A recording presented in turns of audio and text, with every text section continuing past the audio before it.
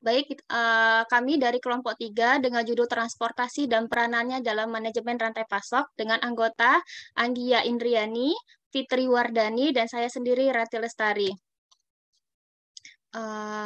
Di sini kami memulai dengan pengertian transportasi.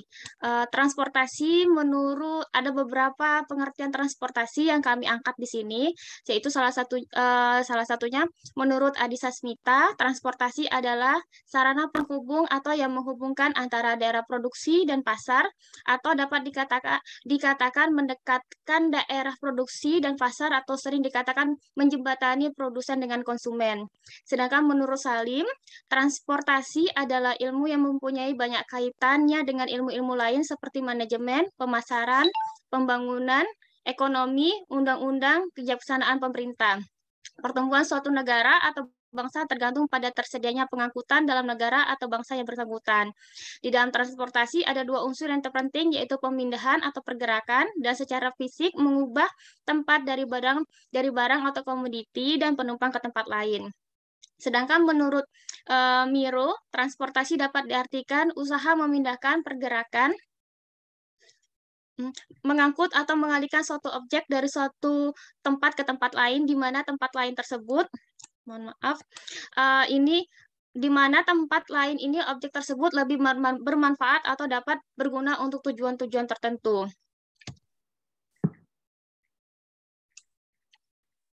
Transportasi pada supply chain. 1. Transportasi dapat didefinisikan sebagai usaha dan kegiatan mengangkut atau membawa barang atau penumpang dari suatu tempat ke tempat lainnya. Kedua, kemampuan untuk mengirim produk ke pelanggan secara tepat waktu, dalam jumlah yang sesuai, dan dalam kondisi yang baik sangat menentukan apakah produk tersebut pada akhirnya akan kompetitif di pasar. Karena itu, kemampuan untuk mengelola jaringan distribusi merupakan komponen yang sangat penting di industri. Ketiga, dalam sistem logistik, transportasi berperan dalam perencanaan, penjadwalan, dan pengendalian aktivitas yang berkaitan dengan moda, vendor, dan pemindahan persediaan masuk dan keluar suatu organisasi. Peran penting transportasi dalam supply chain, yaitu transportasi berperan penting dalam manajemen rantai pasok. Dalam konteks rantai pasok, transportasi berperan karena sangatlah jarang suatu produk diproduksi dan dikonsumsi dalam satu lokasi yang sama. Strategi rantai pasok yang diimplementasikan dengan sukses memerlukan pengolahan transportasi yang tepat. Tujuan distribusi dan transportasi pada dasarnya adalah mengantarkan produk dari lokasi di mana produk tersebut diproduksi sampai di mana mereka akan digunakan. Sedangkan fungsi dasarnya terdiri dari 1. Melakukan segmentasi dan menentukan target service level. 2. Menentukan mode transportasi yang digunakan. 3. Melakukan konsolidasi informasi dan pengiriman. 4. Melakukan penjadwalan dan penentuan rute pengiriman. 5. Memberikan pelayanan nilai tambah. 6. Menyimpan persediaan. 7. Menangani pengembalian. Fungsi penting transportasi dalam supply chain itu ada dua. 1. Menyimpan produk. Transportasi berperan dalam penyimpanan produk, terutama penyimpanan sementara dari lokasi asal pengiriman ke lokasi tujuan. Fungsi penyimpanan sementara ini lebih ekonomis dilakukan dalam kegiatan transportasi, terutama untuk pemenuhan sediaan barang-barang yang terjadwal dengan waktu pengiriman dalam beberapa hari. Biaya-biaya yang mungkin terjadi seperti biaya muat barang atau loading, pergudangan, dan bongkar barang dari penyimpanan sementara produk mungkin lebih besar bila dibandingkan dengan biaya penggunaan kendaraan yang difungsikan untuk menyimpan sementara. Lalu, fungsi kedua adalah pergerakan produk, yaitu 1. Penggunaan waktu yang efisien. Penggunaan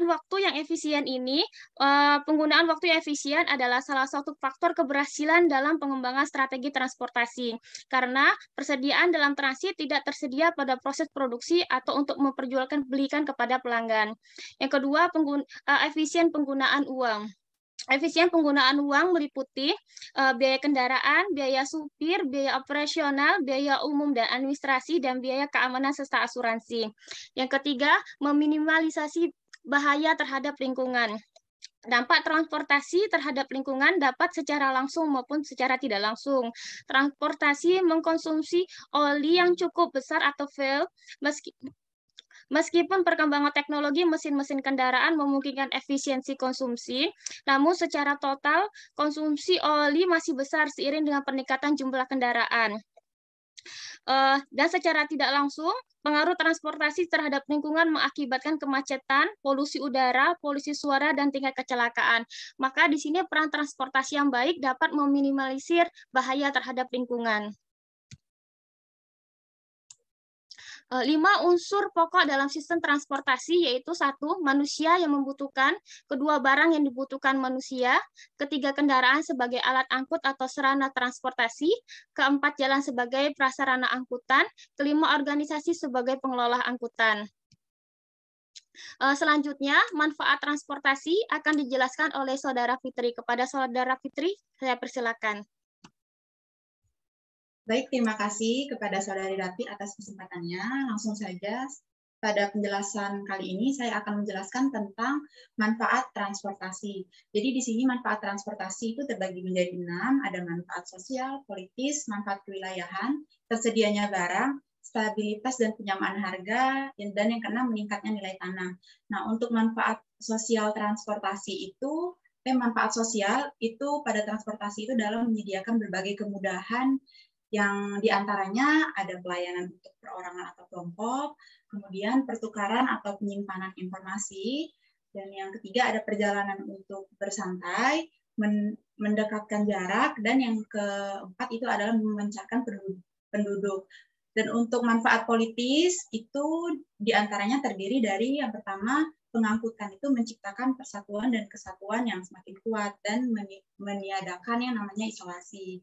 Terus yang kedua, manfaat politis yang kedua adalah pengangkutan itu menyebabkan pelayanan kepada masyarakat itu dapat dikembangkan atau diperluas dengan merata pada setiap bagian wilayah atau suatu negara.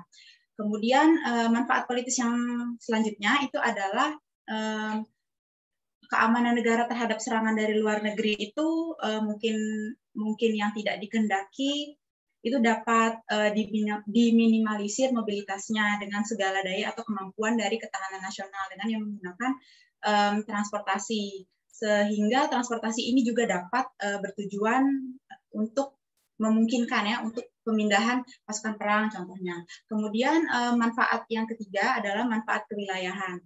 Jadi manfaat kewilayahan di sini dalam upaya menunjang pengembangan wilayah dan memeratakan hasil pembangunan, jadi pengangkutan dapat berperan sebagai penunjang atau pelayanan. Transportasi juga dapat menjadi pendorong sekaligus memicu atau penggerak dari perkembangan. Kemudian untuk tersedianya barang, manfaat tersedianya barang, jadi efek yang sangat nyata dari transportasi itu yang baik dan murah adalah penyediaan barang kepada masyarakat, sehingga barang-barang yang tidak ada di wilayah itu, misalnya di wilayah di Jakarta, tapi masyarakat Jakarta itu masih bisa merasakan barang-barang yang ada di Pulau Sulawesi seperti itu. Kemudian manfaat yang kelima adalah stabilitas dan penyamaan harga. Jadi dengan transportasi yang murah dan mudah akan cenderung terjadi yang namanya stabilitas dan penyamaan harga dalam hubungan keterkaitan satu sama lain. Dan manfaat yang keenam itu meningkatnya nilai tanah. Jadi dengan transportasi itu mudah atau sarana di infrastruktur suatu wilayah itu misalnya mudah untuk dilakukannya atau menjadi jalur transportasinya itu mudah, maka produksi atau ongkos ke wilayah itu juga semakin murah. Beda seperti halnya jika ongkos yang dikirimkan misalnya dari kita dari Palembang ke Jawa ataupun dari Palembang ke Papua. Justru yang lebih mahal kan yang ke Papua karena jalan atau infrastruktur ke daerah-daerah terpencil seperti itu kan kurang memadai. Jadi nilai tanah di situ pun juga akan tidak naik. Jadi yang naik itu malah jika sarana atau infrastruktur yang bisa dilalui oleh transportasi itu mudah. Jadi nilai tanahnya itu dapat meningkat. Next, Mbak. Nah, kemudian klasifikasi transportasi itu sering dihubungkan dengan dengan 4 unsur transportasi, yaitu jalan, kemudian ada alat pengangkutan, tenaga penggerak, dan tempat pemberhentian atau terminal. Jadi di sini jalan itu kan merupakan suatu kebutuhan yang paling esensial dalam transportasi. Jadi tanpa adanya jalan juga tidak mungkin disediakan jasa transportasi bagi pemakainya. Jadi jalan itu ditunjukkan dan disediakan sebagai basis bagi alat angkutan atau alat transportasi untuk bergerak dari suatu tempat asal ke tempat tujuan. Jadi unsur jalan ini dapat berupa jalan raya, kemudian jalan kereta api atau jalan melalui air ataupun jalan udara. Begitu. Nah, jadi jalan juga dapat pula diklasifikasikan menurut jalan alam atau natural dan jalan buatan atau artificial. Jadi jalan alam itu merupakan pemberian alam dan karenanya tersedia bagi setiap orang atau tidak adanya suatu beban ongkos bagi pemakainya. Contohnya seperti jalan setapak, sungai, danau, ataupun jalan udara. Sedangkan jalan buatan itu adalah jalan yang dibangun melalui usaha manusia secara sadar dengan sejumlah dana atau investasi bagi pembiayaan tertentu untuk membuat konstruksinya dan pemeliharaannya, contohnya seperti jalan tol. Kemudian di sini adalah klasifikasi transportasi yang kedua, itu adalah alat pengangkutan. Jadi kendaraan dan alat angkutan itu pada umumnya merupakan unsur transport yang penting. Jadi perkembangan dan kemajuan jalan dan alat angkutan juga merupakan dua unsur yang saling memerlukan atau saling berkaitan satu sama lain. Jadi alat angkutan ini dapat dibagi dalam jenis-jenis alat angkutan seperti ada alat angkutan jalan darat, alat angkutan jalan air, dan alat angkutan udara. Kemudian di sini klasifikasi yang ketiga adalah tenaga penggerak. Yang dimaksud dengan tenaga penggerak itu adalah tenaga atau energi yang dipergunakan untuk menarik ataupun mendorong alat angkutan. Jadi untuk keperluan ini dapat digunakan tenaga manusia, binatang, tenaga uap, batu bara, tenaga diesel, dan tenaga listrik, bahkan juga sampai tenaga atom atau tenaga nuklir. Nah, yang keempat, klasifikasi transportasi yang keempat ialah tempat pemberhentian. Jadi tempat pemberhentian atau terminal itu adalah tempat di mana suatu perjalanan transportasi itu dimulai maupun berhenti atau berakhir sebagai tempat tujuannya. Karena itu di terminal itu disediakan berbagai fasilitas pelayanan penumpang seperti bongkar dan muat dan lain-lain. Next, Mbak. Nah, di sini ada pihak-pihak dalam transportasi. Jadi pihak-pihak transportasi di sini ada pengirim, kemudian ada penerima, ada publik atau masyarakat, ada pemerintah, ada carrier dan agent, dan yang terakhir ada teknologi informasi atau ICT. Nah, jadi di sini pengirim dan penerima adalah pihak-pihak yang memerlukan pergerakan. Jadi mereka itu pengirim dan penerima itu merupakan pihak yang memerlukan pergerakan produk antara dua lokasi.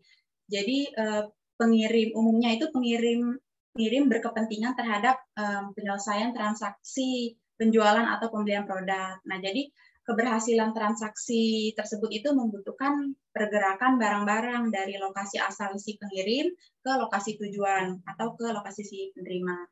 Jadi bagi pengirim dan penerima, hal-hal penting yang harus diperhatikan adalah waktu pengambilan barang, kemudian pengantaran barang, waktu singgah, kemudian penagihan dan keakuratan informasi.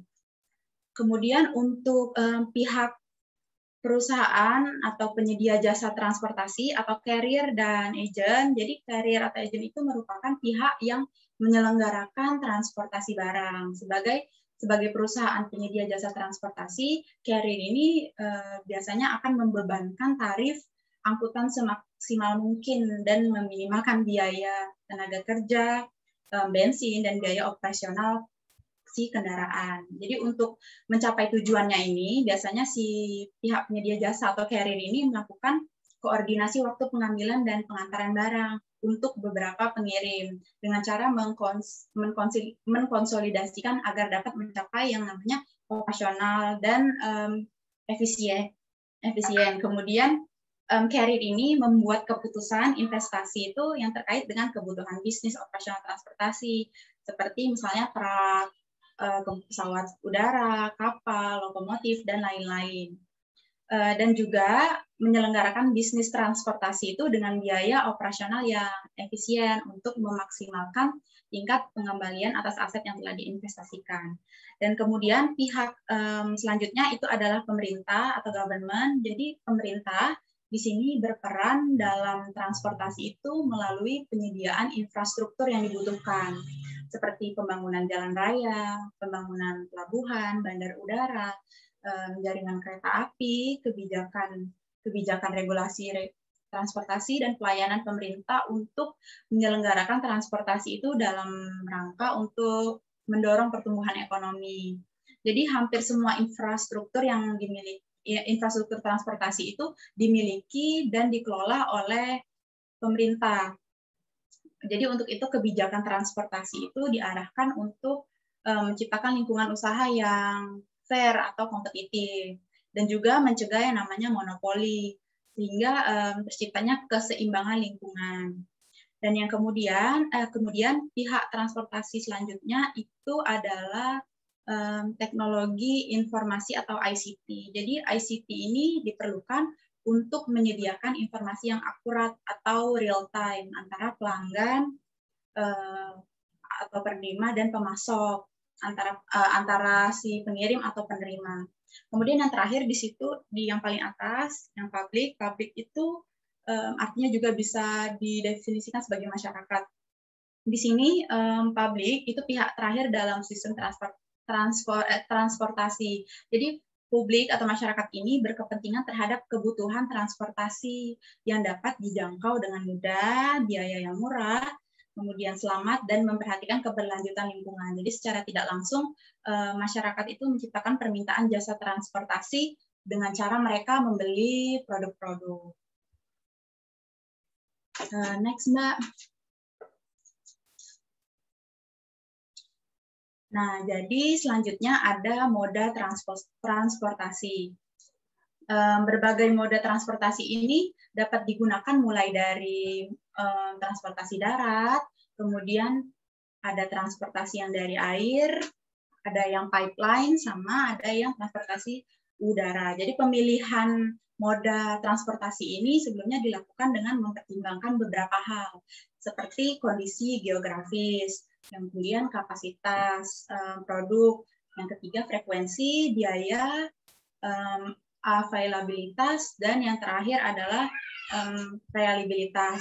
Nah, di sini untuk moda transportasi ada contohnya kereta api. Jadi moda kereta api ini untuk transportasi barang-barang yang memerlukan kapasitas yang besar, kemudian berat, densitasnya itu tinggi, dan jaraknya jauh. Nah, tapi akan tetapi kelemahan dari moda kereta api ini terletak pada kekakuan dalam pengaturan lokasi asal dan tujuan. Jadi kalau pakai kereta api ini kan produk yang dikirimkan nggak bisa door to door nyampe di depan rumah kita. Nah, jadi kelemahannya di situ. Kemudian waktu muat dan bongkar barang juga itu menjadi kelemahan kereta api, serta waktu singgahnya. Dan untuk truk, yang kedua, itu bisnis transportasi truk ini sebenarnya terdiri dari dua segmen, yaitu truckload, TL, dan yang kedua adalah LTL, less than truckload. Jadi untuk jarak jauh, trucking itu sebenarnya lebih mahal dari kereta api. Tapi kalau menggunakan truk itu lebih menawarkan keuntungan, fleksibilitas pengiriman juga door to door, dan waktu pengiriman yang lebih pendek. Selain itu, trucking ini atau truk itu tidak memerlukan transfer atau pickup dan pengiriman. Jadi umumnya si truk, tadi ada dua segmen, truckload dan less than truckload. Jadi umumnya kalau untuk truckload atau TL, untuk pengangkutan barang-barang dengan total lebih dari 6 ton, itu yang tidak memerlukan pemberhentian antara dari lokasi asal ke lokasi tujuan. Sementara kalau less than truckload itu umumnya digunakan untuk segmen angkutan barang yang beratnya itu kurang dari 6 ton, yang mengharuskan konsolidasi agar dicapai kapasitas maksimalnya dari truk yang digunakan. Gitu. Jadi sebenarnya hal-hal penting untuk industri less truckload ini mencakup seperti lokasi pusat konsolidasi, tingkat beban truk, dan penjadwalan. Tujuannya itu adalah untuk meminimalkan biaya operasional melalui konsolidasi tanpa mengorbankan waktu pengiriman dan keandalan. Kemudian untuk pipeline, di sini pipeline itu digunakan terutama untuk pengangkutan minyak mentah. Nah, jadi produk minyak olahan, minyak mentah, produk minyak olahan, dan gas alam. Jadi pipeline itu digunakan untuk pengangkutan itu. Jadi transportasi dengan mode pipeline ini merupakan infrastruktur dengan investasi biaya tetap yang besar, karena operasional pipeline juga umumnya dioptimalkan sekitar 80-90% dari kapasitas pipa. Jadi pipeline ini menjadi cara yang efektif untuk angkutan minyak mentah ke port atau kilang yang memerlukan arus yang besar dan stabil. Kemudian untuk sea freight, jadi perkembangan perdagangan antar negara dengan menggunakan jalur maritim itu sebenarnya telah mendorong pertumbuhan kontainerisasi. Jadi hal ini telah menyebabkan si permintaan pengiriman menggunakan sea freight ini sebenarnya lebih besar dan lebih cepat. Dan kapal yang lebih khusus untuk meningkatkan ekonomi transportasi itu menggunakan kontainer. Jadi kontainer itu dimasukkan ke dalam si sea freight. Kemudian selain itu akses untuk ke pelabuhan itu juga masih cukup besar permasalahannya. Jadi walaupun tadi saya bilang kalau ini cepat pengirimannya, tidak salah. Maksudnya lumayan kalau dibandingkan dengan udara tentu jauh lebih cepat udara. Kemudian untuk moda transportasi air freight, jadi operator transportasi atau transportasi udara atau air freight ini menawarkan layanan transportasi yang sangat cepat dibandingkan moda transportasi yang lainnya. Namun biaya yang diberikan atau yang ditawarkan juga lumayan mahal dibandingkan dengan moda-moda transportasi yang lainnya. Jadi penggunaan air freight ini lebih tepat untuk barang-barang yang ukurannya relatif kecil dan bernilai tinggi, atau pengiriman barang yang memerlukan waktu cepat dan jaraknya yang jauh. Jadi hal-hal penting dalam pengelolaan air freight ini antara lain adalah lokasi dan jumlah hubungannya, terus rute pesawat, kemudian pengaturan jadwal pemeliharaan pesawat, dan strategi penetapan harga. Next, Mbak.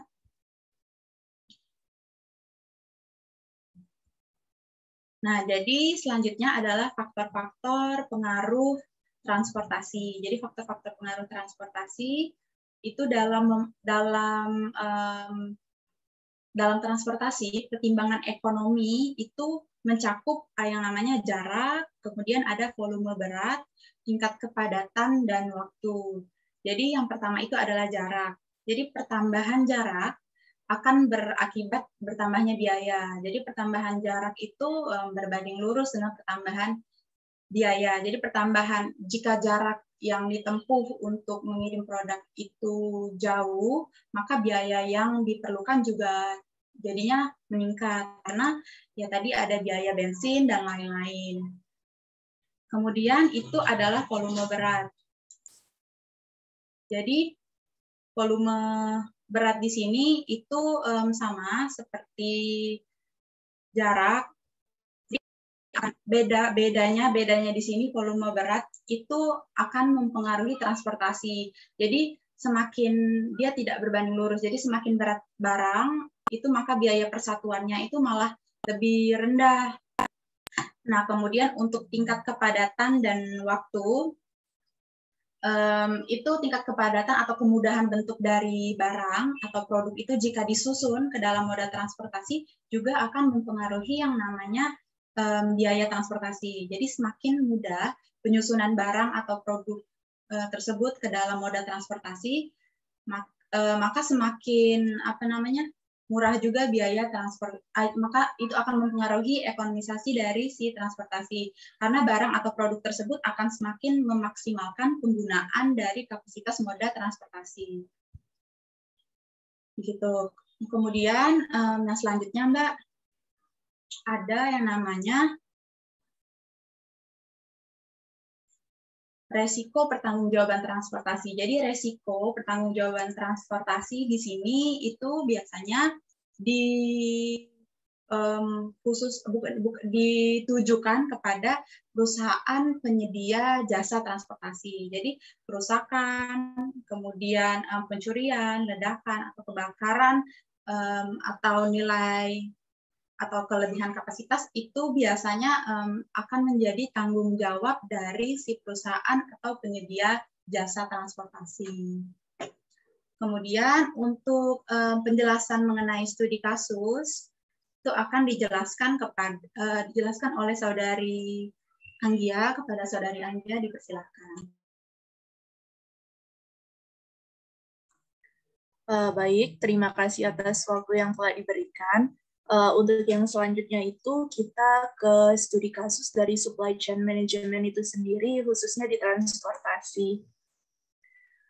Ketika kita berbicara mengenai transportasi, pada dasarnya di mana mengantarkan produk dari lokasi di mana produk tersebut diproduksi sampai di mana mereka akan digunakan. Di mana transportasi itu sudah dijelaskan seperti yang sebelumnya, meliputi jarak, volume, kepadatan, dan bentuk dari produk yang akan kita kirim. Diperjelas lagi di mana transportasi adalah suatu bentuk keterkaitan antara satu variabel dengan komponen lainnya. Tujuan sistem transportasi bertujuan untuk mencapai transportasi baik secara efisien dan efektif. Kemudian langsung saja kita ke studi kasus yang pertama, itu pemilihan jalur transportasi komoditi tomat pada pedagang di pasar tradisional Karombosan, Manado. Di mana berdasarkan penelitian yang telah dilakukan, pemilihan jalur transportasi tomat pada pedagang di pasar tradisional ini adalah salah satu keputusan operasional yang sangat penting, karena sudah dijelaskan sebelumnya kita harus melihat bagaimana jalan atau rute yang akan kita lewati untuk mencapai pasar tersebut dari produsen yang memproduksi buah tomat itu sendiri. Nah, dalam proses pengangkutan barang itu, biaya itu bukan satu-satunya faktor yang harus dipertimbangkan, namun kapasitas dan kerusakan jalan untuk memilih jalur tempuh yang paling efisien. Di sini studi kasusnya pada Bapak Belly dan Bapak Peki, di mana mereka adalah sebagai pedagang pengepul atau tengkulak. Nah, di sini pada tomat ini, Bapak Peki merupakan petani tomat sekaligus yang memasok hasil panennya ke pasar Ina Sungkulan, sehingga dalam penelitian ini dibandingkan biaya operasional yang dikeluarkan, karena dalam hal ini ada dua rute yang mereka lewati. Yang pertama, pada Bapak Belly itu memilih mobil pick up sebagai moda transportasinya, jadi tidak menggunakan truk atau transportasi lainnya, melainkan mereka memilih pick up sebagai transportasinya. Kemudian untuk ukuran mobil pickup itu sendiri yang kecil dan daya muatnya lebih rendah, berdasarkan spesifikasinya kapasitasnya 2 ton. Namun disinilah permasalahannya, dengan kapasitas pentingnya transportasi atau manajemen. Mengapa kita harus mempelajari tentang manajemen rantai pasok ini? Karena pada transportasi ini kita sudah mengetahui, contohnya di sini kapasitas dari pickup itu 2 ton, namun karena untuk meminimalisir biaya dan meningkatkan keuntungan, yang dimuat itu sebanyak 2,5 ton tomat ke dalam pickup itu, sehingga di sini sudah dikatakan bahwa berlebihan muatan. Dengan kata lain, 500 kg lebih banyak dari daya muatnya. Kelebihan daya muat ini tentunya berpengaruh pada kecepatan mobil. Namun, menurut informan, ketika dilakukan wawancara, mengapa mereka terus melakukan ini? Jika mereka mengangkut 2 ton dan 0,5 ton, mereka mereka akan mengalami keuntungan yang sangat sedikit, bahkan itu akan mencapai titik rugi. Karena mereka harus mengeluarkan bahan bakar 2 kali, kemudian waktu yang dibutuhkan juga, setelah itu tenaga yang harus dibayar untuk operator yang mengemudikan mobil pickup tersebut. Namun ketika kita berbicara mengenai pertimbangannya, ketika kita telah memilih pickup dengan kelebihan muatan tersebut, ini akan menyebabkan hal-hal yang mungkin akan meningkatkan risiko kecelakaan karena berlebihan kapasitas tersebut. Yang kedua, itu pengangkutan Bapak Belly ini dengan total waktu itu 1 jam 30 menit dan 1 jam 15 menit. Ini ada 2 jalan seperti yang dijelaskan pemilihan rute. Pada pemilihan rute ini dikarenakan pada tiap transportasi itu mempunyai kelebihan dan kekurangan. Sebenarnya pada transportasi ini dia bisa menggunakan jalan yang bagus, tetapi karena kelebihan muatan itu terkadang adanya razia, jadi mereka memilih jalan tikus, jalan yang bukan jalan utama yang mereka pilih karena pada produk yang mereka gunakan itu kelebihan muatan itu sendiri. Namun dengan begitu mereka dapat memperoleh keuntungan yang baik. Kemudian setelah itu yang kedua, pengepul yang kedua itu dia juga melakukan sebagai pedagang pengepul ke pasar itu, namun transportasi yang Bapak Peki pilih ini dia lebih menggunakan jalan utama dan dia menggunakan 2 ton dan 0,5 ton. Namun karena minimnya untung dari transportasi yang dia pilih tersebut, sehingga Bapak Peki ini mengalami kerugian walaupun dia memilih jalan utama, di mana jalan utama itu untuk sampai ke pasar itu lebih baik serta kualitas dari tomat itu terjaga karena pada jalan utama itu jalannya bagus. Jadi bisa kita simpulkan bahwa pada studi kasus yang pertama ini perlunya keefektifan dan keefisienan dari suatu transportasi yang kita pilih ketika kita memilih untuk mendapatkan untung, namun begitu juga risiko yang akan kita ambil lebih besar sehingga perlunya modifikasi atau mungkin untuk kedepannya pada transportasi ini bisa dipilih menambah produk, mereka bisa menggunakan truk atau mengurangi produk dengan menggunakan mobil itu karena pada transportasi kita tidak berbicara hanya kepada untung saja, tetapi kita berbicara kepada waktu, jarak tempuh dan juga ancaman yang mereka dapatkan ketika mereka mengambil suatu keputusan tersebut. Maka itulah pentingnya manajemen rantai pasok atau supply chain pada transportasi. Kemudian next, Mbak. Yang kedua itu adalah analisis transportasi dalam rantai pasok telur ayam ras. Berdasarkan analisis transportasi ini sebenarnya kalau yang pertama kita berbicara mengenai mengenai komoditi hortikultura di mana mempunyai sifat yang mudah rusak. Yang kedua selanjutnya telur juga merupakan produk yang mudah pecah, sehingga kita perlunya hati-hati dalam analisis transportasi ini. Nah, untuk jalur sendiri, untuk jalur ring road yang dipilih itu sudah efektif tetapi belum efisien karena waktu tempuh yang lebih lama dan sering terjadinya kemacetan. Para peternak, baik Bapak di sini untuk informannya itu yang ada pada jurnal ini yaitu Bapak Ronald dan Bapak Wijaya, di mana transportasi ini sudah efektif dan efisien dalam mobil box. Namun kapasitas yang cukup besar itu itu dengan kondisi yang rusak tersebut, kemungkinan telur ayam itu akan rusak ketika mereka menggunakan jalan seperti yang satunya tadi.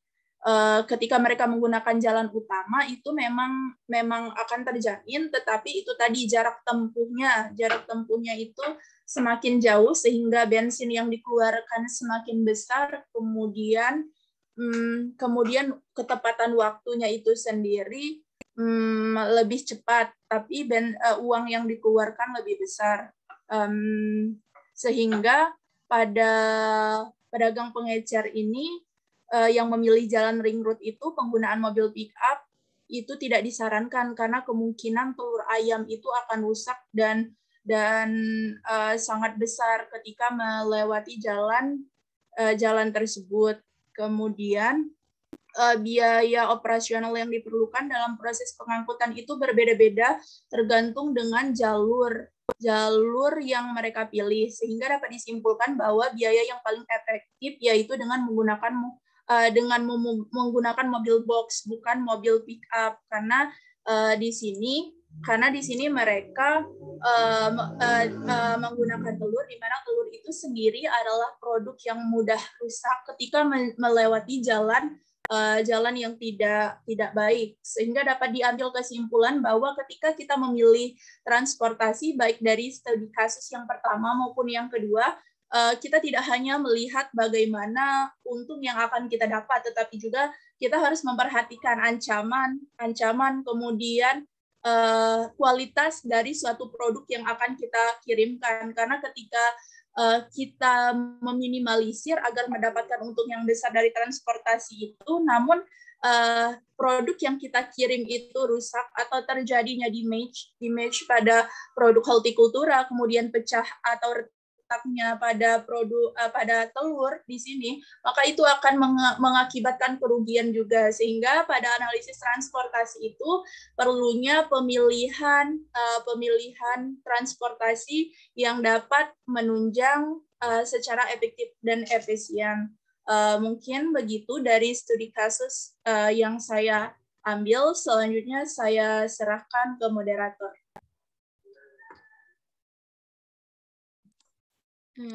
Baiklah, terima kasih pada Saudara Fitri dan Saudara Anggia.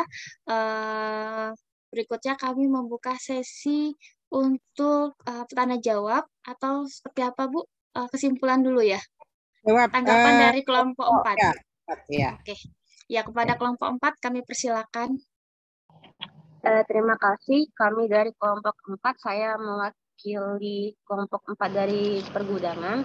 Di sini saya ingin membahas dari apa yang telah kalian presentasikan.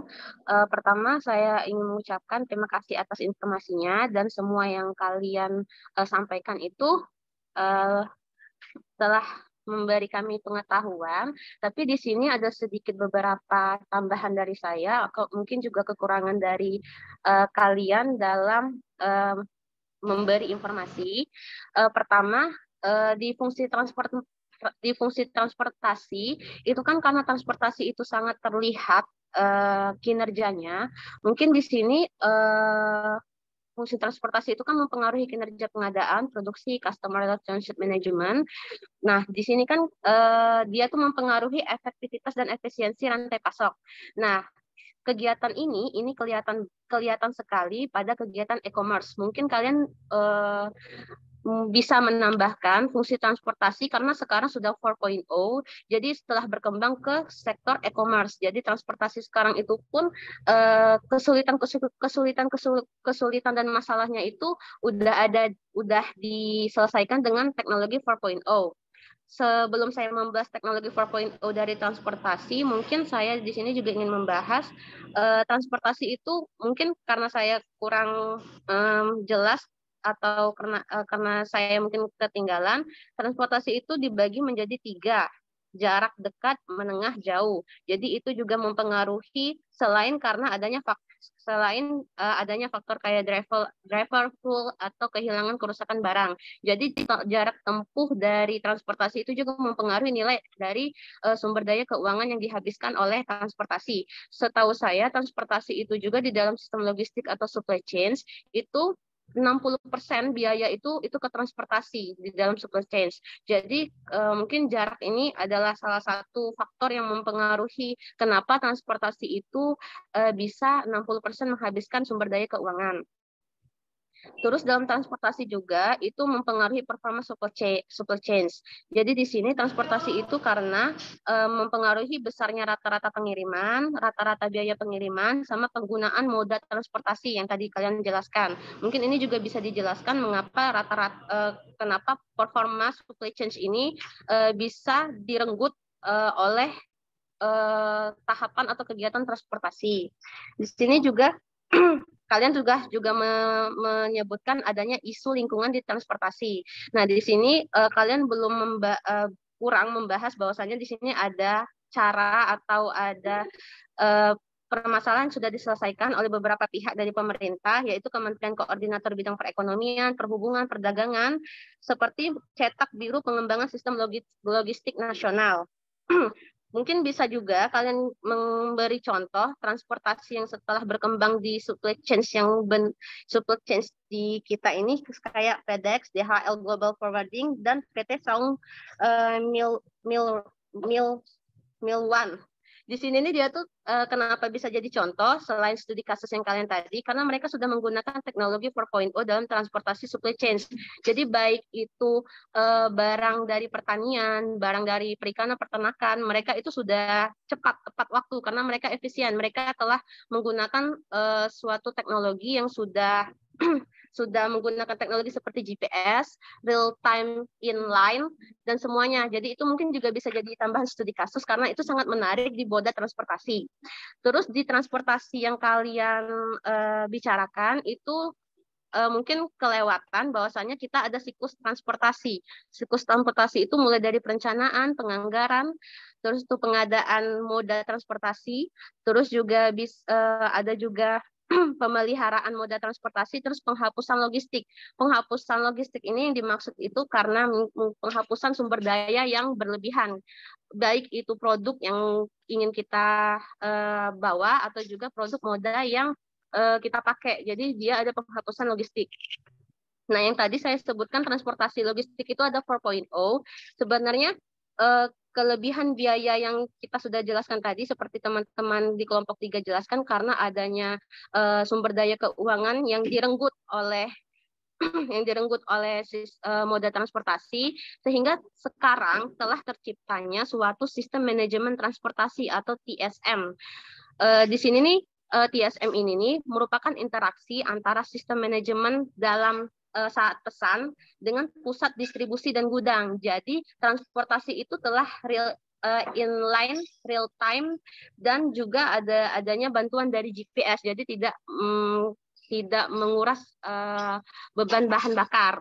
Selain TSM tadi juga ada diciptakan menggunakan ITS. ITS itu sistem transportasi konsumsi bahan bakar cerdas. Jadi mereka ini telah menciptakan bahwasannya menciptakan transportasi untuk supply chain itu menggunakan GPS.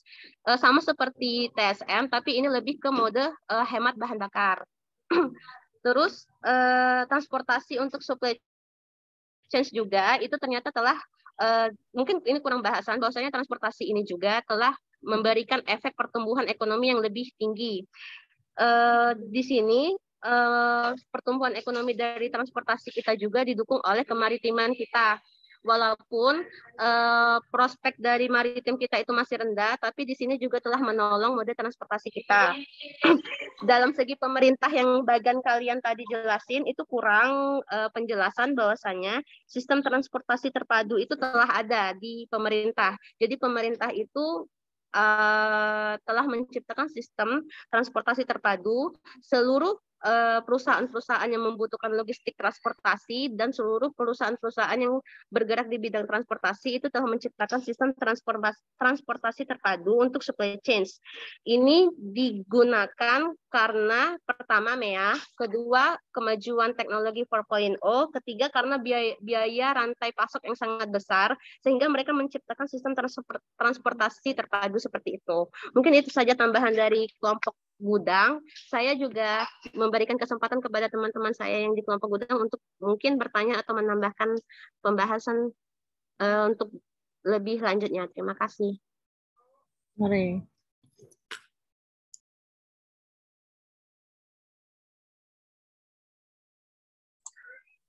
Baik, terima kasih Saudara Dia atas saran dan masukannya. Mungkin nanti ke depannya akan kami tambahkan. Untuk selanjutnya kepada kelompok 4 kami persilakan untuk bertanya. Kelompok 4 dulu ya, baru audiens ya. Mohon maaf. Kelompok 4 terdiri dari Dia dan lain-lain. Silakan.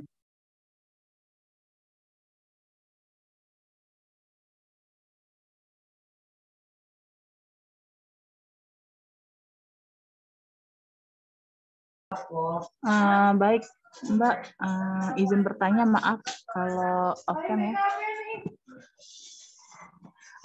Yang saya dari Silakan. kelompok 4, yang ingin saya tanyakan adalah metode atau pengukuran apa ya yang dapat digunakan dalam manajemen transportasi untuk mengetahui apa moda transportasi yang paling efektif dan efisien yang bisa diterapkan oleh suatu perusahaan. Kemudian pertanyaan kedua itu seperti yang dijelaskan oleh Kak Dia tadi kan kita tuh sudah sekarang kan sudah 4.0, jadi kan e-commerce itu kan banyak sekali menggunakan jasa transportasi di pihak ketiga. Akan tetapi tidak jarang juga produk yang dikirim itu tuh mengalami kerusakan selama perjalanan yang disebabkan berbagai resiko perjalanan yang sudah disebutkan di paparan kalian tadi. Jika terjadi hal seperti itu, juga tidak jarang konsumen yang biasanya dirugikan dan menanggung kerusakan. Apalagi jika tidak ada kontrak tertulis yang jelas antara pemasok dan konsumen. Menurut kelompok Anda, apa saja solusi yang bisa ditawarkan untuk meminimalisir kerusakan tersebut dan bagaimana caranya atau kebijakan apa sih yang bisa diterapkan jika ada kerusakan tersebut, tidak hanya konsumen yang dirugikan. Terima kasih.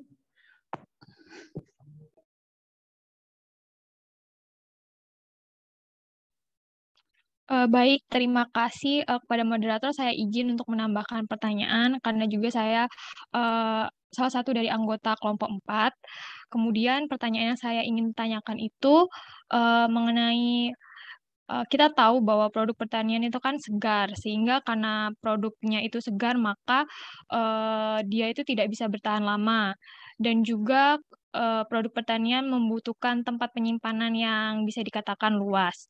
Nah, menurut teman-teman itu bagaimana sih manajemen pengendalian mutu dari segi transportasi sehingga mutu produk pertanian dari supplier dari tempat dia diperoleh hingga produk pertanian itu sampai ke konsumen terakhir itu mutunya itu sama atau paling tidak penurunan mutu dari supplier ke konsumen terakhir itu tidak jauh berbeda seperti itu.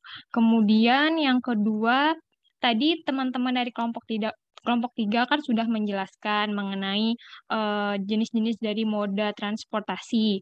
Nah, kita tahu kalau Indonesia ini kan negara kepulauan, kemudian juga memiliki jalur transportasi yang tidak merata di berbagai wilayah, dan juga Indonesia merupakan negara tropis sehingga cenderung suhunya itu kan suhu tinggi, di mana misalnya produk pertanian seperti sayur dan buah itu akan mudah mengalami pembusukan atau mengalami proses pelayuan. Dan juga kita semua tahu bahwa pelaku di bisnis agribisnis ini kan cenderung memiliki keterbatasan modal. Nah, menurut teman-teman itu jenis mode transportasi apa yang efisien, efektif, serta cocok dengan kondisi-kondisi yang sudah saya sebutkan sebelumnya sehingga bisa diterapkan di Indonesia seperti itu. Terima kasih. Saya kembalikan ke moderator.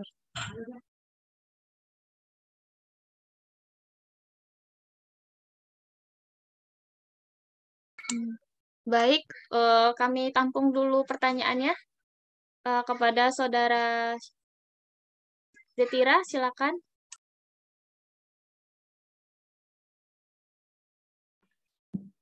Terima kasih untuk kelompok 3 atas kesempatannya.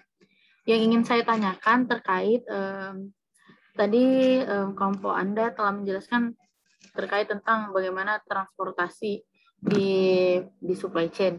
Nah, di sini yang ingin saya tanyakan, biasanya pada perusahaan-perusahaan besar itu transportasi mereka bekerja sama dengan suatu perusahaan lainnya. Nah, di sini bagaimana pendapat Anda terkait misalnya adanya ancaman-ancaman yang ada di lapangan, seperti misalnya ada pemalangan oleh preman, ataupun ada kehilangan barang, ataupun juga ancaman-ancaman lainnya yang ada di lapangan. Bagaimana menurut kelompok Anda untuk mengatasi hal itu? Pertanyaan kedua, jika perusahaan tersebut melakukan kerjasama atau menggunakan jasa dari perusahaan lain, itu siapakah yang bertanggung jawab atas kehilangan dan ancaman yang ada di lapangan tersebut? Terima kasih.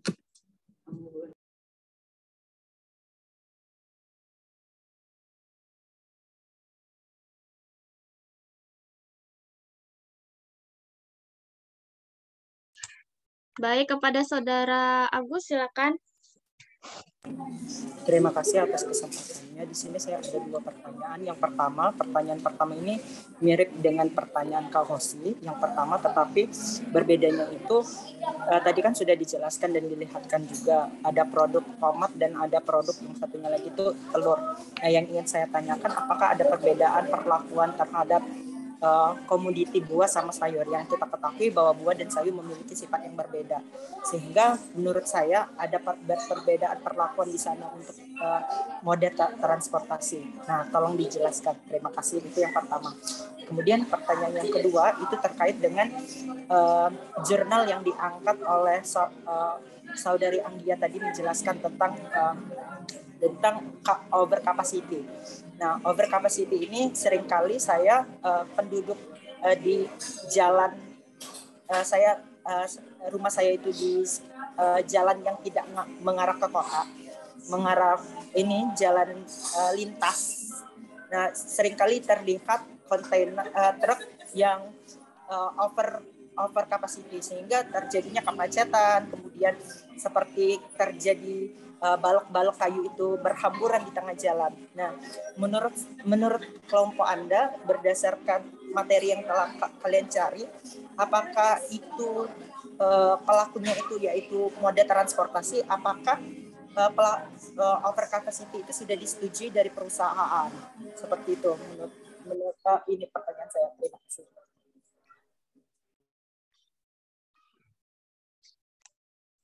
Baiklah, karena sudah ada beberapa pertanyaan, kami izin menjawabnya terlebih dahulu. Nanti kami akan membuka untuk sesi selanjutnya. Baik, pertanyaan.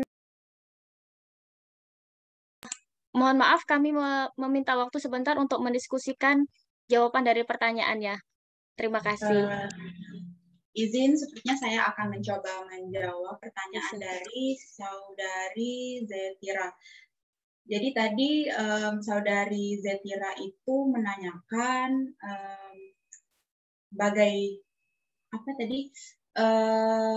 misalnya ada kendala-kendala atau resiko-resiko yang terjadi pada proses transportasi itu ya berlangsung, itu siapa yang bertanggung jawab? Misalnya perusahaan itu bekerja sama dengan perusahaan lain, siapa yang bertanggung jawab? Begitu kan Saudari Zetira? Saudari Zetira? Udah, jadi saya mencoba menjawab aja. Kalau menurut kelompok kami, jadi sebenarnya misalnya ada resiko-resiko yang terjadi pada saat proses proses pengiriman barang menggunakan beberapa moda transportasi itu sebenarnya memang tanggung jawab misalnya ada resiko yang terjadi, itu sebenarnya tanggung jawab dari perusahaan penyedia jasa transportasi. Jadi walaupun misalnya mereka ada perusahaan yang sudah saling atau menjalin kerjasama dengan perusahaan lain, tetap di situ mereka harus bertanggung jawab. Nah, di sini juga biasanya menurut referensi-referensi yang pernah kami baca juga, terkadang perusahaan penyedia jasa itu telah menggunakan yang namanya asuransi pengangkutan barang. Sehingga resiko-resiko yang terjadi seperti misalnya kemalakan, terus ledakan, atau kerusakan barang, ataupun kehilangan barang yang terjadi pada saat proses pengiriman menggunakan moda transportasi itu, misalnya ada bukti yang jelas kenapa itu terjadi, dan penyebab atau akibatnya itu apa, misalnya kenapa dia meledak atau kenapa dia hilang, itu bisa diklaim ke si asuransi pengangkutan barang. Nah, jadi kalau biasanya perusahaan-perusahaan penyedia jasa itu seperti itu saya kira ada atau telah menggunakan yang namanya asuransi pengangkutan barang. Nah, tapi biasanya semaksimal mungkin itu resiko-resiko yang saya sebutkan itu dapat sebisa mungkin diminimalisasi oleh si pengirim. Jadi semoga tidak ada lagi yang namanya resiko-resiko seperti itu, walaupun nanti terkadang ada hal-hal yang tidak terduga. Nah, maka dari itu perusahaan menggunakan asuransi pengangkutan barang. Begitu, saya kira. Baiklah, saya kembalikan kepada Mbak Rati.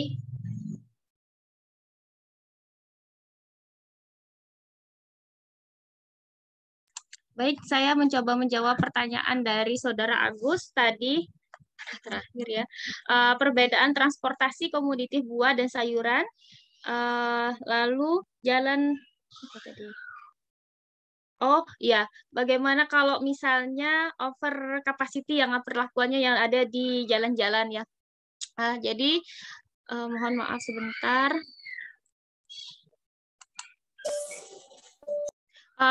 Kalau misalnya memang untuk produk hortikultura biasanya mengalami kerusakan secara mekanis dan secara fisiologis. Memang kesalahan pengangkutan dan cara pemilihan jenis kemasan dalam transportasi juga menyebabkan kerusakan yang dapat menurunkan mutu produk. Jadi jumlah kerusakan, ini mungkin bisa sekaligus menjawab pertanyaan Kosi mungkin ya, insya Allah. Jumlah kerusakan yang dialami oleh komoditi pada waktu sampai di tempat tujuan mungkin mencapai 1,57 atau sampai dengan 37%. Jadi di sini solusinya adalah penggunaan kemasan transportasi yang tepat sehingga dapat mengurangi kehilangan hasil produk tersebut. Jadi dalam memilih kemasan transportasi perlu diketahui syarat-syarat kemasan tersebut. Seperti syarat-syarat kemasan tersebut yang tepat dan sesuai. Itu dilihat dari sifat produk tersebut seperti apa, terus cara perancangan pengemasan, dan penyusunan produk serta penataan di kemasan. Jadi jenis kemasan transportasi itu berupa bisa seperti peti kayu, kertas karton, keranjang bambu, atau keranjang plastik seperti itu. Lalu saya juga pernah mengikuti atau mengetahui, dulu saya pernah berkunjung ke salah satu, nggak tahu masih ada atau tidak ya saat ini. Dulu di Pagar Alam itu ada perusahaan bunga krisan, yang memasok bunga-bunga segar untuk daerah Palembang dan sekitarnya. Jadi perusahaan itu menggunakan truk semacam truk dingin yang membawa bunga-bunga krisan itu sehingga sampai tetap segar pada tempatnya. Jadi mungkin itu salah satu moda transportasi yang digunakan untuk komoditi hortikultura. Lalu pertanyaan kedua adalah tentang over capacity yang ada di jalan-jalan. Memang sering kita lihat tentang over capacity seperti truk yang kelebihan memuatan. Ini adalah sangat berbahaya untuk pengguna jalan dan keselamatan truk itu sendiri karena banyak terjadi kecelakaan. Seperti kalau menurut kami pelakunya sebenarnya adalah semuanya sama sepertinya karena ketika kelebihan istilahnya itu mungkin tanggung mungkin ya. Jadi ketika dibikin 2 kali pengangkutan, maka akan menambah biaya transportasi sehingga dipepet-pepetkan untuk menggunakan 1 truk seperti itu, Agus. Jadi yang mungkin pelaku dari overcapacity ini sebenarnya adalah pemilik dari produk yang mau dipasarkan tersebut. Seperti itu, Agus. Mohon bantuannya kalau ada yang menanggapi selanjutnya.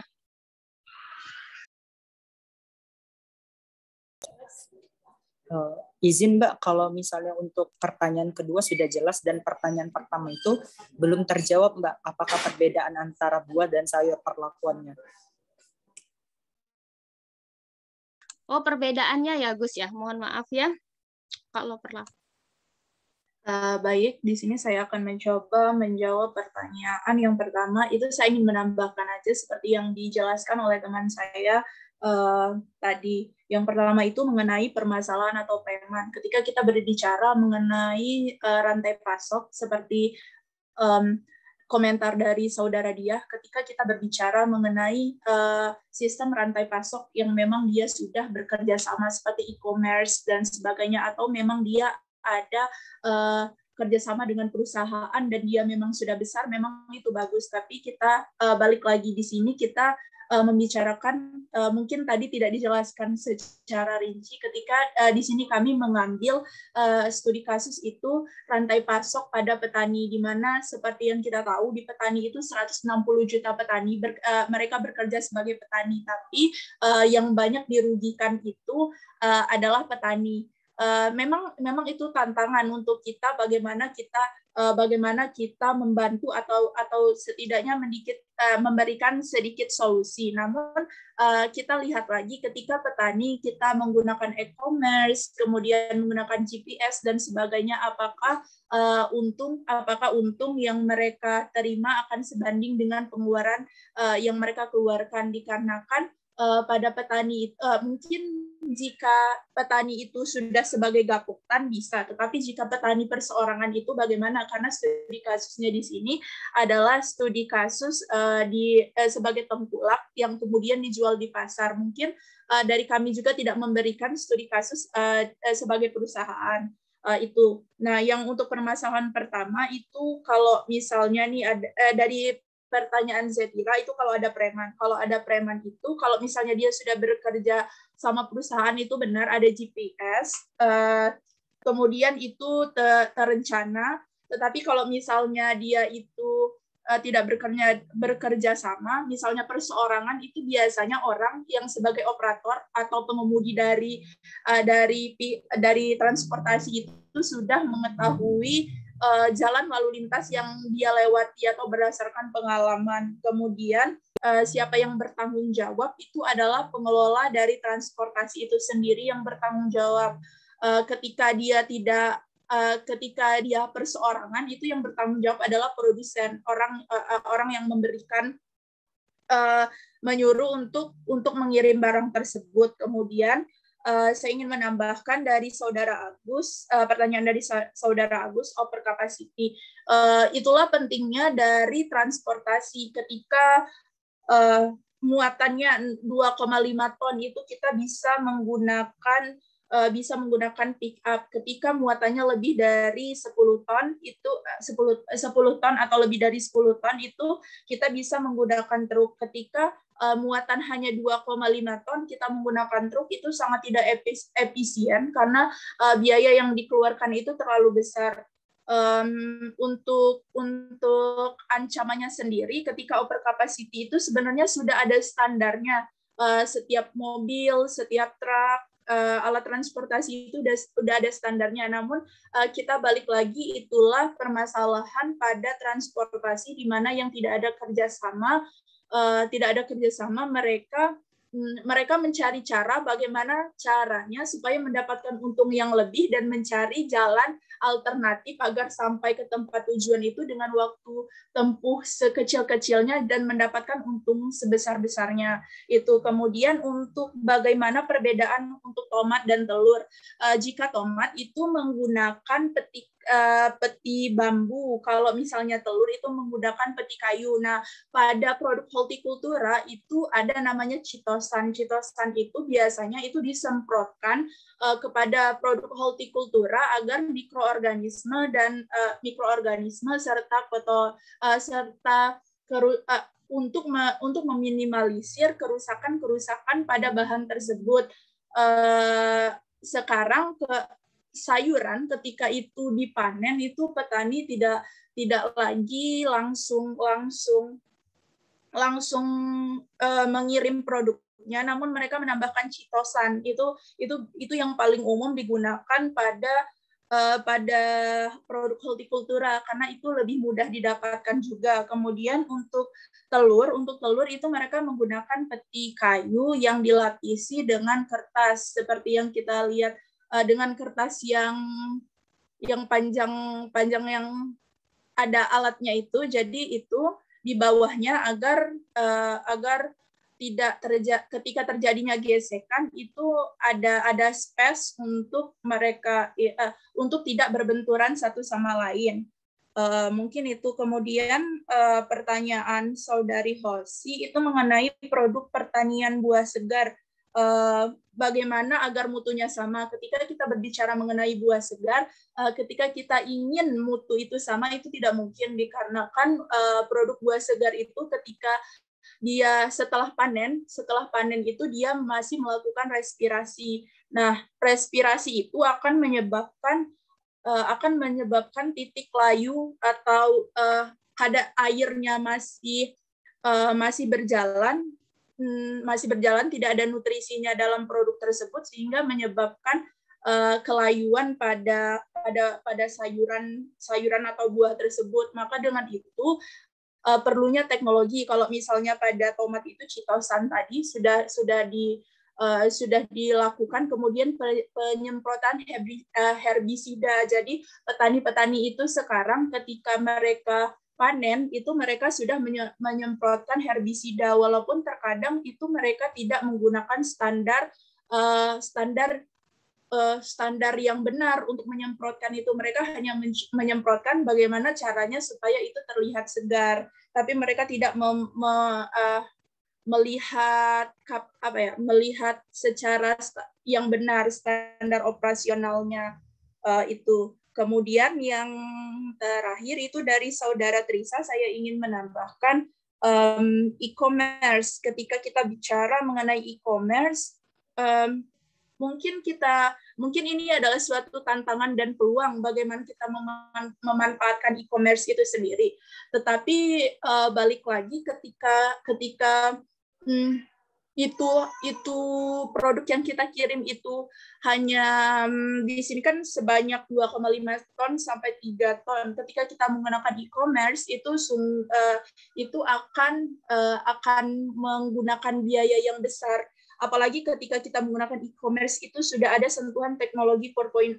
Sebenarnya bagus ketika adanya kerjasama antar petani untuk membentuk suatu gapoktan atau kelompok tersebut. Jadi kalau misalnya truk itu sudah bagus ketika kita menggunakan GPS dan sebagainya. Tetapi ketika kita menggunakan hanya mobil pick up dan kita menggunakan GPS itu sangat tidak efisien dan efektif. Kalau efisien kan bagaimana kita mencapai untung sebesar-besarnya. Kalau efektif cara terbaik yang dapat kita ambil untuk mencapai untung yang sebesar-besarnya tersebut. Untuk moda transportasi itu bergantung dari volume atau banyaknya barang yang dikirim dan bagaimana produk yang kita kirim. Misalnya kayak pada hortikultura dengan telur itu akan beda. Misalnya hortikultura dengan produk-produk yang tidak, misalnya kayu atau dan sebagainya itu akan berbeda untuk perlakuannya. Jadi dia berdasarkan dari volume, kemudian jenis dari produk yang akan kita kirim. Mungkin begitu, saya kembalikan ke moderator.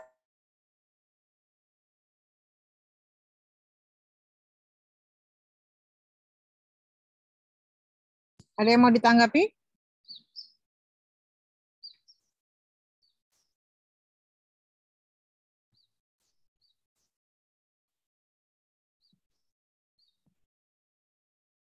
Ada yang mau menanggapi? Apa sudah cukup? Cukup sepertinya Bu, kalau dari Tetia. Oke, baik. Kita buka sesi kedua kalau masih ada. Izin bertanya, Bu. Oke, boleh. Silakan. Ya, baiklah. Mungkin ini adalah masukan dan saran. Tadi kan telah dijelaskan beberapa mengenai metode transportasi dan lain-lain. Jadi pada saat dulu, waktu kami S1 dulu, belajar mengenai transportasi di QM for Windows. Jadi apapun itu mengenai tadi kekhawatiran tentang berapa angkutan transportasi itu bebannya atau dan lain-lain, itu bisa semua dihitung dengan QM for Windows, yakni di transportation-nya, di bagian transportation. Jadi di transportation itu ada yang namanya metode barat daya, yang mana itu dihitung mengenai berapa permintaan dan juga berapa muatan suatu transportasi tadi. Jadi sebaiknya nanti bisa ditambahkan dan lain-lain. Dan juga di transportation di QM for Windows ini sudah terdapat mengenai cara mencari biaya optimalisasi dari pengeluaran si biaya transportasi. Terus ada yang ingin saya tanyakan. Jadi menurut referensi-referensi bahwa logistik cost di Indonesia ini masih sangat tinggi. Menurut kelompok kalian, mengapa yang menjadi penyebab logistik cost di Indonesia ini lebih tinggi dibanding negara-negara ASEAN lainnya? Mungkin itu saja saran dan pertanyaan dari saya. Terima kasih.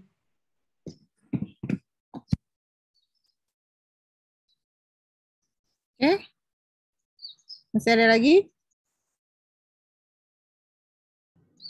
Izin bertanya, Bu. Oke, boleh. Baiklah, menurut dari presentasi daripada kelompok ini kan saya ingin bertanya tentang bagian telurnya.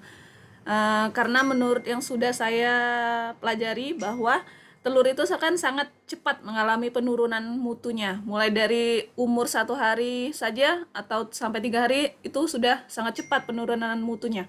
Saya ingin bertanya, bagaimana cara mengidentifikasi daripada kualitas mutu telur yang baik dengan telur yang sudah mengalami penurunan mutu. Sebagaimana yang sudah sering diketahui bahwa di pasar banyak sekali telur-telur yang sudah dalam kondisi yang sudah tidak layak terkadang kita dapatkan. Kita sebagai pembeli pun merasa rugi karena akan hal itu. Nah, sebagaimana kita ketahui bahwa telur juga merupakan suatu produk yang sangat tinggi permintaannya di pasar. Mungkin sekian itu yang ingin saya tanyakan. Terima kasih. Baik, terima kasih. Untuk pertanyaan pertama dari Saudara Siti Ramadhani akan dijawab oleh Saudara Fitri. Pada Fitri, silakan. Baik, terima kasih kepada Mbak Rati atas kesempatannya. Saya akan mencoba menjawab pertanyaan dari Siti tadi. Kenapa atau apa penyebab dari logistik cost di Indonesia itu tinggi dibandingkan dengan negara lain? Kalau menurut referensi yang pernah kelompok kami baca juga, jadi salah satu penyebabnya si logistik cost di Indonesia itu tinggi itu dikarenakan kurangnya value added activity pada produk yang akan diekspor oleh negara Indonesia. Jadi umumnya itu negara Indonesia itu hanya menjual bahan mentah atau raw material tanpa memberikan value added sebelum dikirimkan. Jadi tentunya kalau kita menjual dalam bentuk raw material, logistik cost yang dibebankan juga tentunya lebih mahal.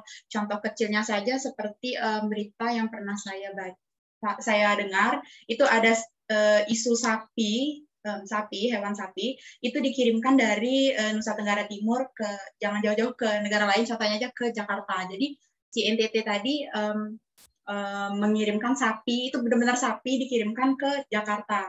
Nah, padahal kalau ingin nilai ekonomi yang lebih tinggi, kan yang dikirimkan itu hanya dagingnya saja, karena pada kenyataannya masyarakat itu tidak memakan bangkai sapi kan untuk dikonsumsi. Nah, jadi jika kita bandingkan dengan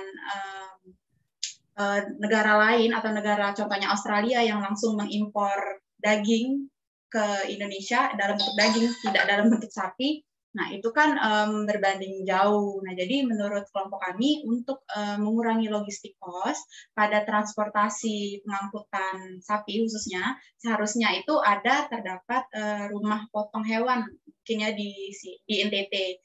Maka dengan demikian bukan sapinya yang dikirim, tapi daging sapi saja yang dikirim. Karena selain merupakan pemborosan transportasi, tulang belulang dan bangkai sapi itu sebenarnya tidak ada nilai ekonomisnya dan malah hanya akan menghabiskan biaya transportasi yang mahal.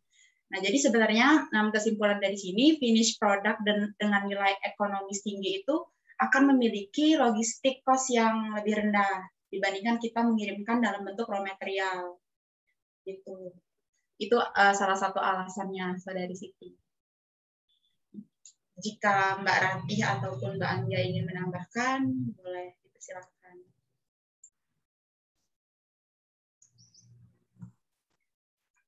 Mungkin ingin menambahkan pertanyaan dari Saudari Siti, mengapa logistik cost di Indonesia itu lebih tinggi daripada negara lainnya. Itu yang pertama karena infrastruktur sebenarnya, bagaimana jalan utama, kemudian bagaimana pemilihan pengangkutan dari bagaimana kita men-treatment barang-barang yang akan kita kirim.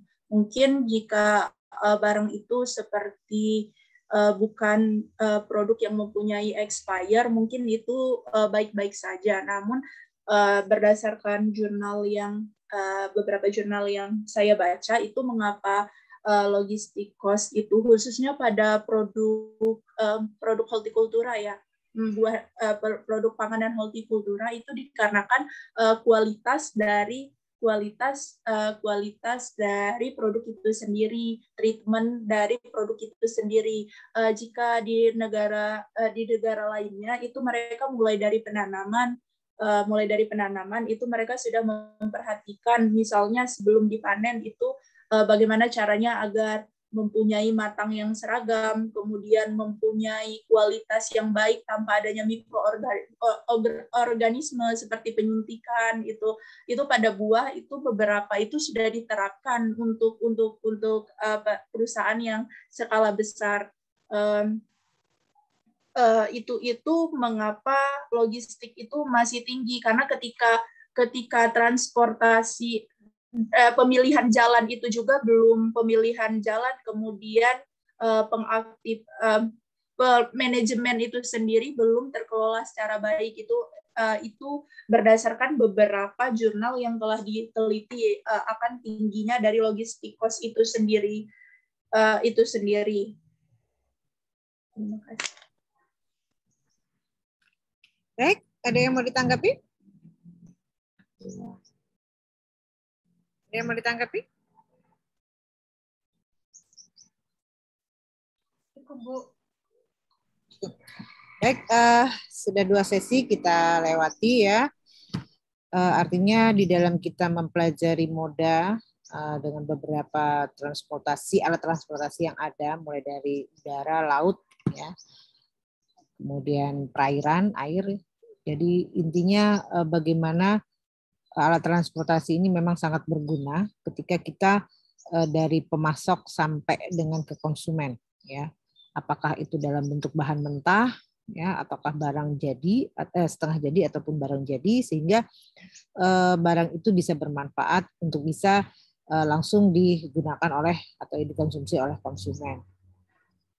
Jadi intinya begini, kalau dalam transaksi kegiatan transportasi dalam pengiriman, kan dalam pengiriman produk, khusus untuk tanaman produk pertanian, memang produk pertanian ini tidak bisa tahan lama.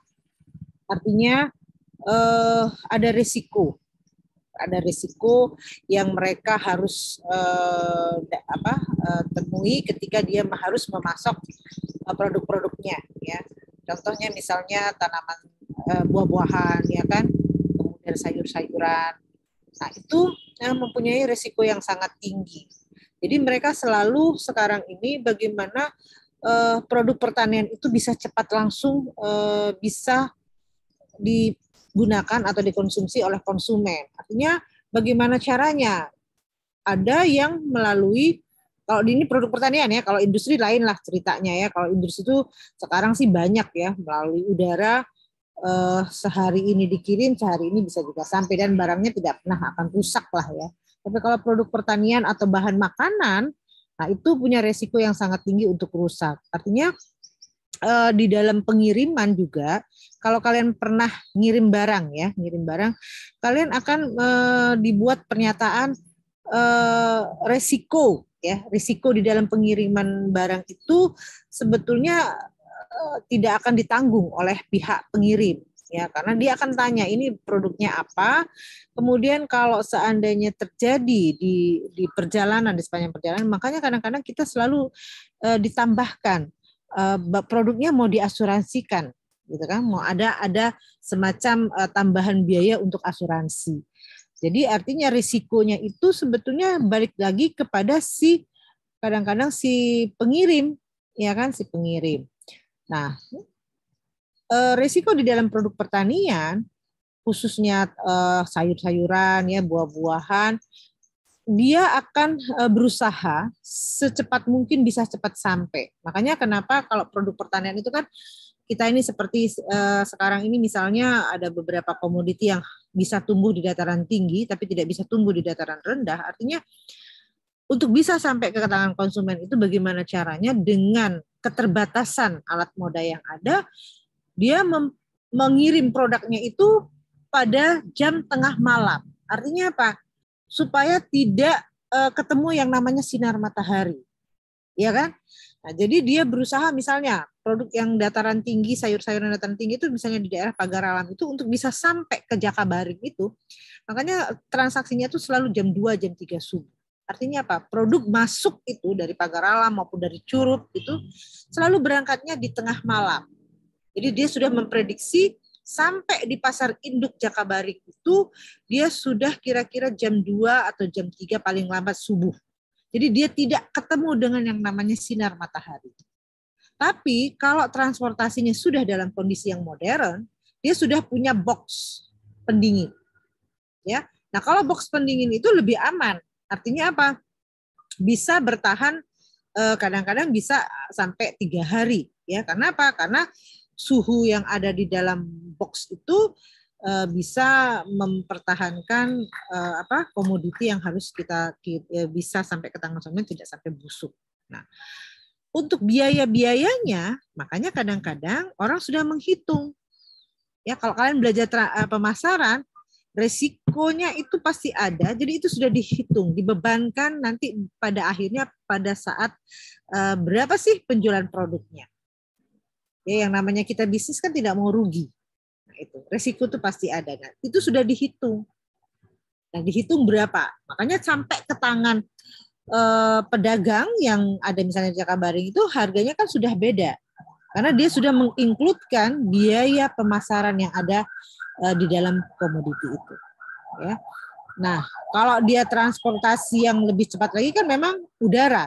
Tapi kan ongkosnya itu lebih mahal. Kalau kita pesen sekarang makanan ya, dulu kita selalu mengirim lewat JNE ya. Kalau saya dulu mengirim produk makanan seperti pempek itu kan lewat JNE. Kalau Jakarta Jabodetabek itu bisa pengiriman pagi, paling lambat malam sudah sampai. Jadi kemasan makanannya itu bisa masih bagus lah gitu ya. Atau bisa juga divakum. Nah, sekarang ada yang lebih murah, ada angkutan transportasi yang sudah menyediakan box pendingin. Dan itu lebih murah. Jadi kalau sampai 3 hari pun itu masih bagus makanan itu.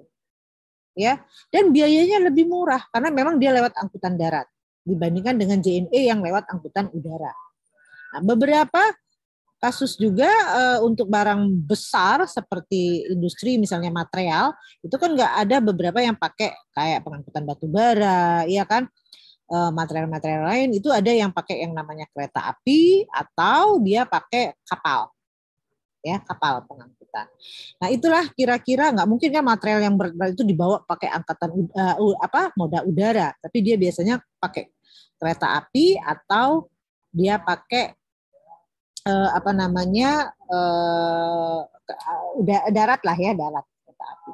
Nah, itulah beberapa moda di dalam transportasi untuk manajemen rantai pasok. Jadi bagaimana dari produsen lah ya sebagai pemasok sampai ke tangan konsumen itu selalu memprediksi resiko yang akan terjadi ketika produk itu harus bisa sampai ke tangan konsumen itu dalam bentuk yang tidak rusak atau dalam bentuk yang baik. Kira-kira seperti itulah ya. Nah, semuanya itu sudah ada dihitung supaya apa? Orang kalau berusaha bisnis itu kan moda itu salah satu bisnis juga di dalam rantai pemasaran itu sudah semua diinputkan dalam perhitungan dalam rantai pemasaran. Ya, oke, saya rasa itu saja. Jadi minggu depan kita tinggal sekali lagi pertemuannya. Insya Allah nanti kita terakhir nanti akan dilanjutkan dengan Ibu Agustina. Jadi kita tinggal satu kelompok lagi. Ya, itu saja kuliah pada hari ini. Kita tutup dengan wassalamualaikum warahmatullahi wabarakatuh. Ya, saya izin. Waalaikumsalam. Waalaikumsalam. Terima kasih, Bu. Iya.